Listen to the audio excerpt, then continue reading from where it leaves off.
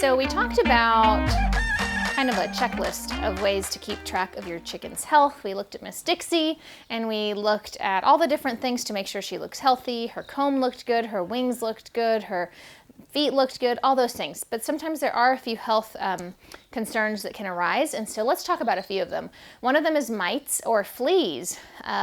These little creepy crawlers can get in their coop and can really disturb the animals. Mites especially come out at night a lot of times, and they'll bite their legs and suck on them, and it's really bad. So one thing you want to make sure is to always offer a dust bath to your chickens. This could be from a powder such as diatomaceous earth or First Saturday lime, something that they can go in and like kind of move around, and that powder will suffocate the mites or the fleas and keeps the chickens healthy. So always have maybe like a little round bin. Some people put it inside a tire. There's different ways, but something somewhere in their coop or run that they can go in and fluff themselves. Sometimes you'll just see them, if they're free ranging, they'll find a spot on the ground and they'll just roll around in it. That's what they're doing. They're dust bathing. It's super good for their health. There's a mite spray that I make, and you'll have the recipe to be able to make it. And it's just something you can spray them with. It's natural to kill the mites as well.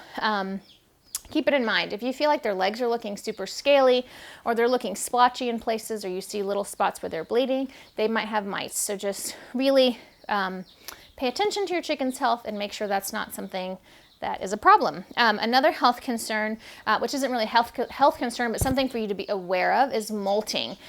Chickens molt once or twice a year, and they look very scary. They lose a lot of their feathers. You might think something is wrong, but it happens when the days start getting shorter.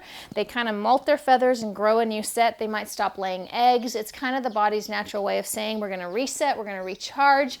So just give your chickens extra nutrients during that time because their body needs it to replenish. A hen every once in a while is going to go broody, and what that means is she thinks the eggs she's laying are baby chicks. And if you don't have a rooster, obviously it won't be baby chicks. So in her mind, she says, I need to sit on these eggs for the next 2 weeks till those eggs hatch. Well, they're not going to hatch. So sometimes you need to break them of that habit. One of the easiest ways is to just remove all the eggs from under her. She might get snappy at you though and get mad. So you got to be careful when you do this. I usually will wear a glove, gently lift the hen, pull those eggs out. If there's no eggs to warm, then maybe she'll decide she doesn't want to be broody anymore.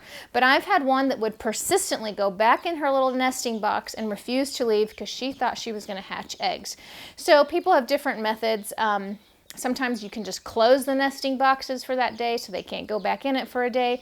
Some people will put like a little pack of frozen peas underneath them so that they're cooler, because when they're broody, they're warm on their bellies and they want to just heat those eggs. So if you make their bellies cooler, then they might say, oh, never mind, I don't need to warm the eggs. So just keep in mind, the only way I ever notice is 2 or 3 days in a row when I go feed them or let them out, I notice there's one hen that's always in the nesting box. And usually that alerts me like, oh, she might be broody. So it's just a thing. A broody hen might be really fun if you want someone to be a mom to baby chicks.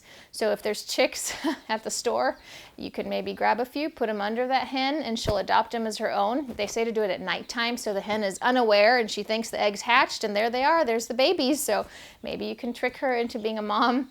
So that's just a fun thing, but broody hen is definitely something that happens, so be aware. The last thing is bumblefoot.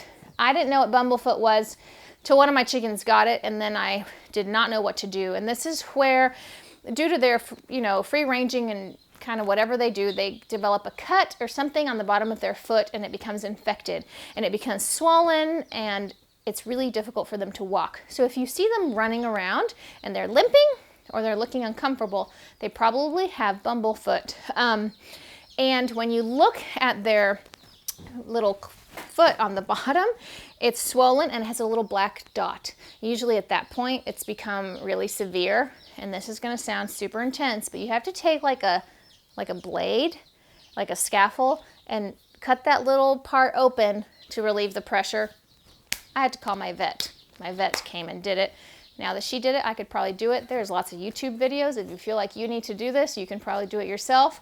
But be aware, bumblefoot can kill them. If you see little pads of their feet look swollen with a little dot in the middle and they're having a hard time walking, look it up, do something about it, because it just usually doesn't go away. So those are health concerns that can happen to your chickens, or just things to be aware of.